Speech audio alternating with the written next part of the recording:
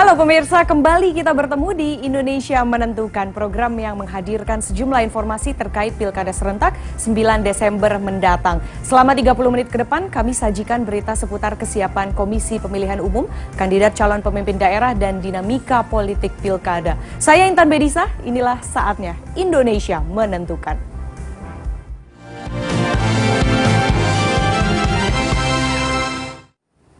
Pemirsa, antusiasme warga menjelang Pilkada serentak 9 Desember 2015 mengemuka di media sosial, khususnya di Medan, Sumatera Utara. Berkaca pada pemilu 2014 lalu, tingginya jumlah golput di Medan membuat KPUD semakin gencar sosialisasi. Setelah sebelumnya KPUD Medan menggelar lomba video kreatif, di media sosial banyak muncul video hasil kreasi netizen, seperti video berikut yang ditunjukkan untuk mengundang warga menggunakan hak pilihnya di Pilkada 9 Desember.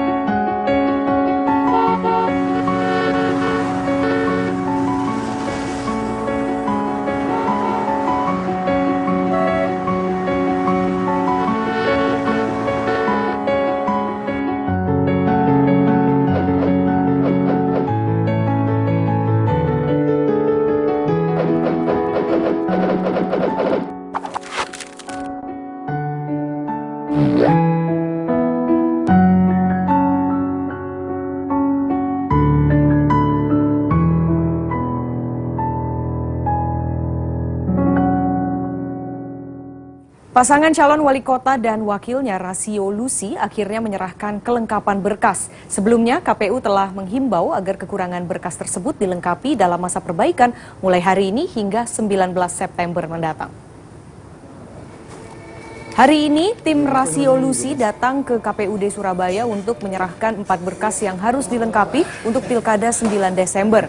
Berkas tersebut antara lain surat keterangan kepailitan dari Pengadilan Niaga, surat pernyataan keabsahan nama dalam ijazah Lusi, serta form pencalonan yang masih menggunakan format lama. KPU Kota Surabaya sebelumnya memberikan tenggat waktu untuk perbaikan berkas mulai hari ini hingga tanggal 19 September. Setelah berkas dilengkapi, selanjutnya keterangan telah memenuhi syarat akan diumumkan KPU Surabaya pada 24 September mendatang. Hari ini yang kita serahkan ada 4 poin.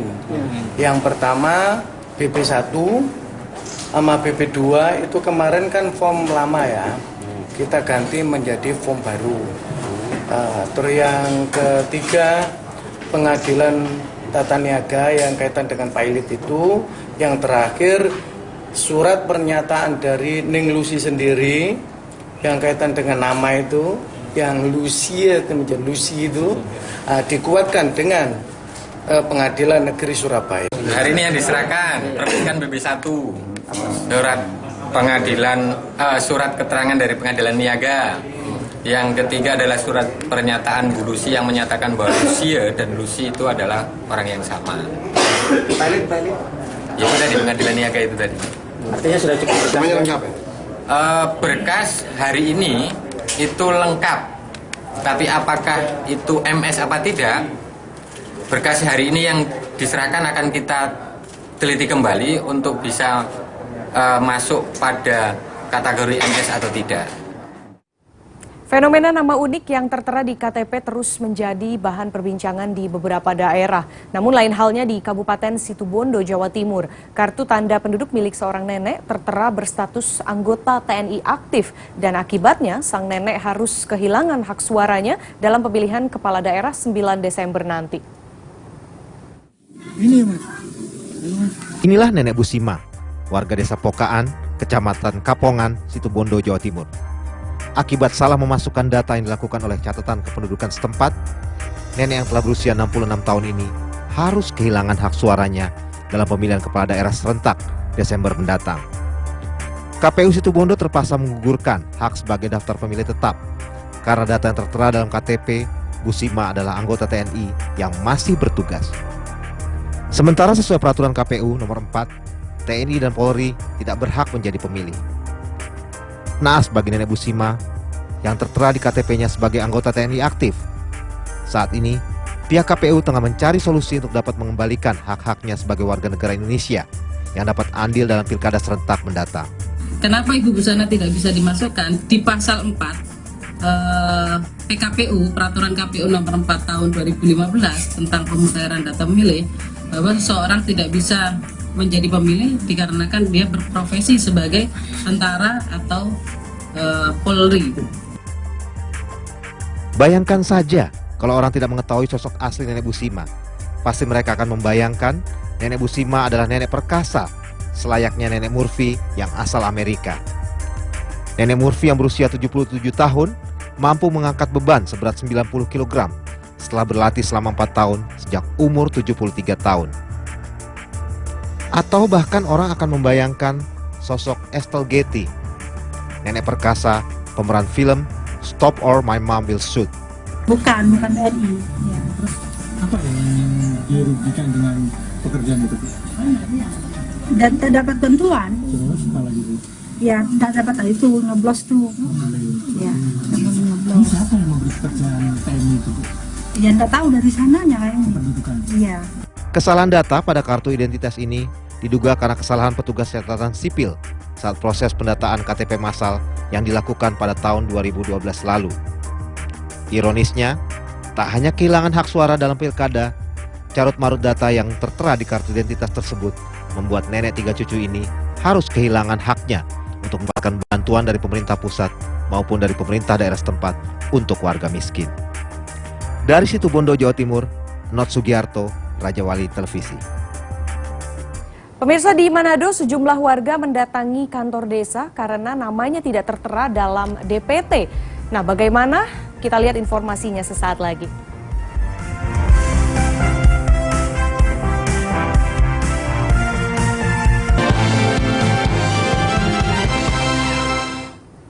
Masih di Indonesia menentukan, pemirsa, petugas gabungan merazia sejumlah kendaraan umum di kawasan Terminal Lama Blora, Jawa Tengah. Razia dilakukan untuk menertibkan alat peraga kampanye yang masih menempel di sejumlah kendaraan.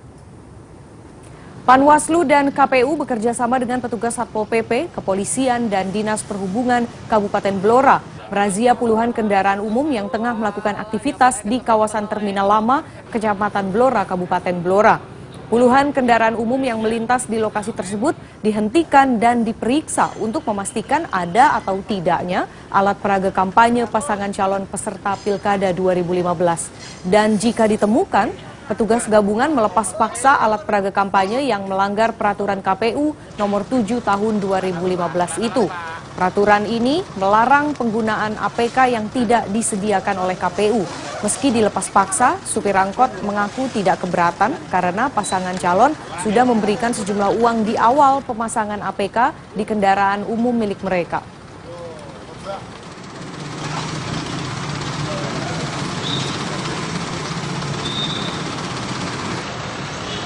Penempelan stiker alat peraga kampanye di angkutan kota atau angkot dipastikan melanggar aturan KPU sehingga harus ditertibkan. Selain melanggar aturan, stiker kampanye menggeser kehadiran stiker angkot yang selama ini menjadi ciri khas moda angkutan publik ini.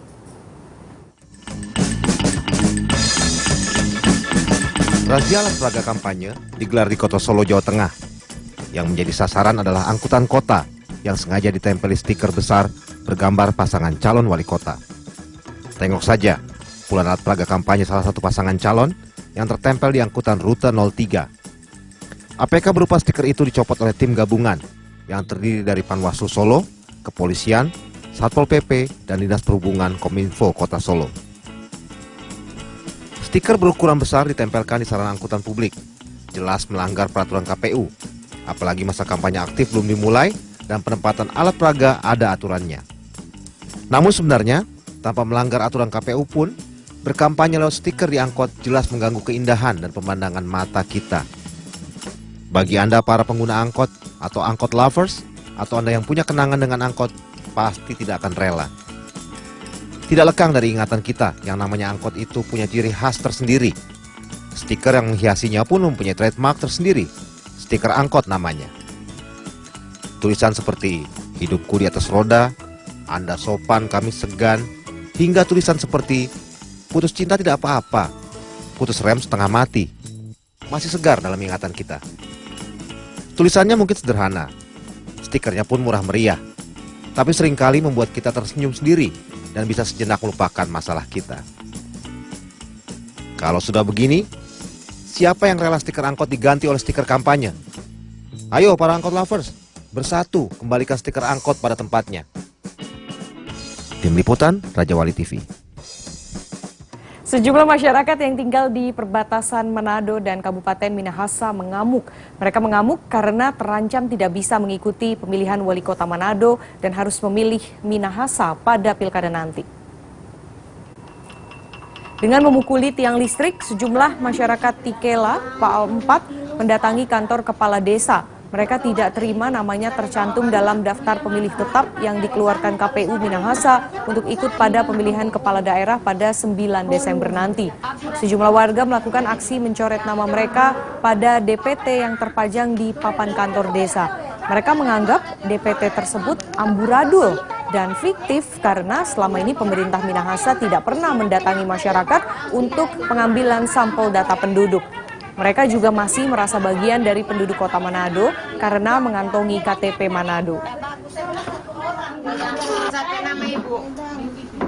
Kita yang duduk di wilayah Minahasa tidak pernah didata oleh pemerintah Kabupaten Minahasa. Pada bulan Mei itu ada pendataan di seluruh Indonesia. Bulan Mei kita tidak didata oleh Kabupaten Minahasa ini. Tanggapan dan masukan masyarakat ini kita akan perbaiki. Justru ketika dipublikasi, diumumkan kepada masyarakat, masyarakat mengecek itu di setiap kelurahan desa. Ketika namanya tidak sesuai, NIK-nya tidak sesuai, NKK-nya tidak sesuai, alamatnya tidak sesuai, dilakukan koreksi. Kita beralih ke Yogyakarta. Pemirsa, Dewan Pimpinan Wilayah atau DPW Partai Nasdem Daerah Istimewa Yogyakarta bertekad menempatkan 3 jagonya menjadi bupati dan wakil bupati di 3 kabupaten daerah istimewa Yogyakarta. Dan untuk pemenangan DPW Partai Nasdem Yogyakarta bertekad meningkatkan laju mesin partai. Dalam rapat kerja wilayah Partai Nasdem dihadirkan 3 pasang calon bupati dan wakil bupati yang diusung DPW Partai Nasdem. Ketiga pasangan ini adalah Badingah Himawan Wahyudi yang maju di Pilkada Gunung Kidul, Sri Surya Widati dan Misbahul Munir yang akan maju di Pilkada Kabupaten Bantul, serta pasangan terakhir Sri Purnomo dan Sri Muslimatun yang akan maju ke Pilkada Kabupaten Sleman. Ketua DPW Partai Nasdem Daerah Istimewa Yogyakarta, Subardi, mengatakan pertemuan ini dilakukan untuk meningkatkan laju mesin partai dalam memenangkan pilkada.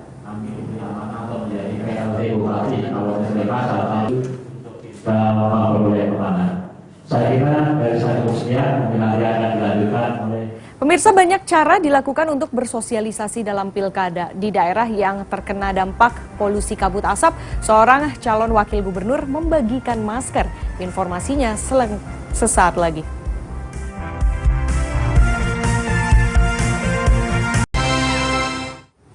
Pemirsa, banyak cara dilakukan untuk bersosialisasi dalam pilkada. Di daerah yang terkena dampak polusi kabut asap, seorang calon wakil gubernur membagikan masker untuk mencegah terjadinya penyakit saluran pernafasan. Udin Hyang-gyo merupakan calon wakil gubernur Kalimantan Utara pada pemilihan kepala daerah serentak 9 Desember mendatang. Nah, Udin ini turun ke jalan untuk membagikan masker kepada warga. Calon yang berpasangan dengan Irianto Lambire ini membagikan masker di seputaran Jalan Protokol Kota Tarakan, Kalimantan Utara bersama simpatisan dan relawannya. Di Kalimantan Utara, pemilihan gubernur diikuti dua pasangan calon, yaitu Yusuf SK yang berpasangan dengan Martin Bila, diusung 4 partai politik yaitu Nasdem, Hanura, PKB dan juga PKPI. Sementara pasangan Irianto Lambire dan Udin Hyanggyo diusung PDIP, Golkar, Demokrat, PKS, PAN, Gerindra dan juga PBB. Bukan masalah Kaltara. Dan kabut ini kan bukan Kaltara, ini nasional. Ya kita berharap bahwa pemerintah pusat ini harus memikirkan lebih matang lagi bagaimana mengatasi masalah kebakaran yang setiap tahun terjadi. Dan ini Pemirsa, tidak hanya di dunia hubungan remaja atau ABG, istilah pemberi harapan palsu atau PHP dikenal. Di kancah politik pilkada, PHP juga menjadi ancaman untuk mendapatkan calon pemimpin terbaik.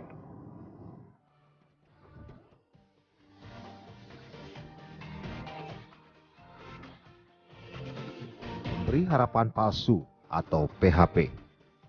Terminologi ini menjadi musuh besar, bahkan momok bagi sebagian besar orang, terutama remaja yang sedang gencar-gencarnya menjalin hubungan.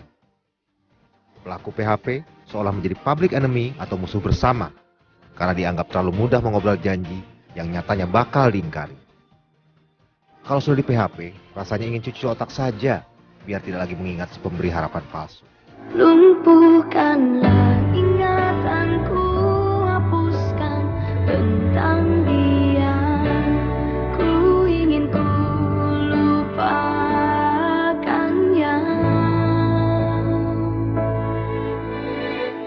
Sebenarnya PHP bukan hanya permasalahan remaja saja. Di dunia politik praktis pun PHP banyak dikenal dan dipraktekkan.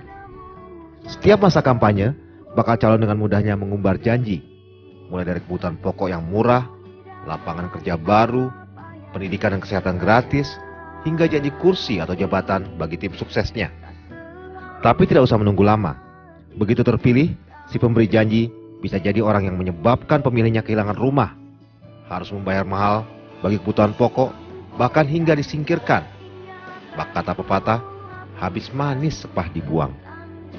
Nah, kalau sudah di PHP seperti ini, sakitnya lebih-lebih dari sekedar digombali PHP-nya cinta remaja.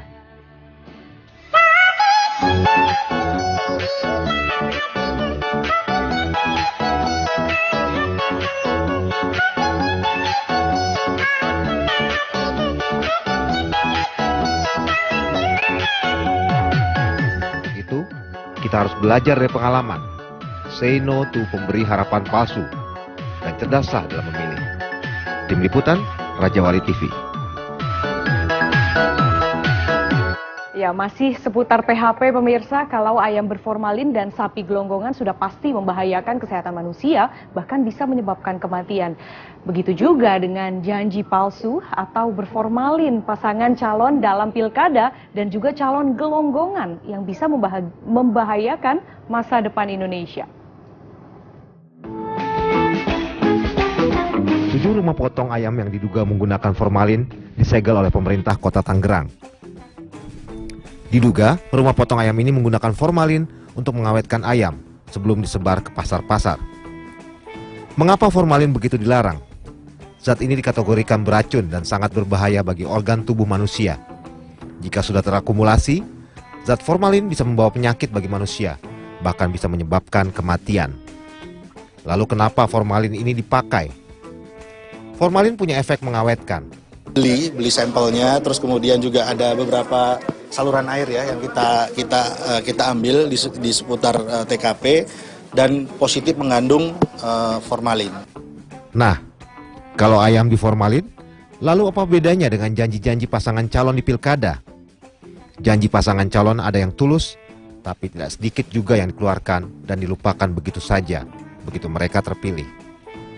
Janji jenis inilah yang seharusnya dibubuhi formalin, agar awet dan tidak cepat basi dan terlupakan. Lalu bagaimana dengan fenomena sapi gelonggongan? Sejatinya, menggemukkan sapi adalah dengan proses memberi makan bergizi dan padat kalori. Ini butuh waktu, tenaga, dan tentunya pengorbanan tidak sedikit. Kalau sudah berhasil, harga sapi bisa mencapai ratusan juta rupiah. SOT Agus Dwi Widodo, peternak sapi. Pada sapi gelonggongan, penggemukan dilakukan dengan menyuntikkan air pada tubuh. Pada sapi gelonggongan, penggemukan dilakukan dengan menyuntikkan air pada tubuh sapi, sehingga terlihat gemuk dan terukur berat. Begitu juga dengan pasangan calon gelonggongan dalam pilkada. Untuk meningkatkan bobot dan isi, guna mengatrol performa saat kampanye, para calon gelonggongan ini rela menyuntik kampanyenya dengan uang atau pemberian barang. Sedangkan untuk meningkatkan pamor visi dan misinya, para calon gelonggongan juga bisa memoles diri dalam waktu singkat. Kalau sudah begitu, jangan hanya jaga asupan makanan kita agar tidak tercemar ayam formalin atau sapi gelonggongan. Tapi waspadai juga para calon pemimpin kita di pilkada yang tebar janji berformalin dan mereka yang sebenarnya gelonggongan. Besar, tambun, tapi tidak ada isinya. Tim Liputan, Raja Wali TV. Ya, kita lihat bagaimana PDKT mereka pada saat masa kampanye nanti. Semoga saat sudah terpilih tidak menjadi kepala daerah yang PHP terhadap rakyatnya. Selama 30 menit kami telah menghadirkan berita-berita seputar Pilkada 2015. Dan demikianlah Indonesia menentukan. Saya Intan Bedisa beserta segenap kru yang bertugas. Mohon undur diri, sampai jumpa.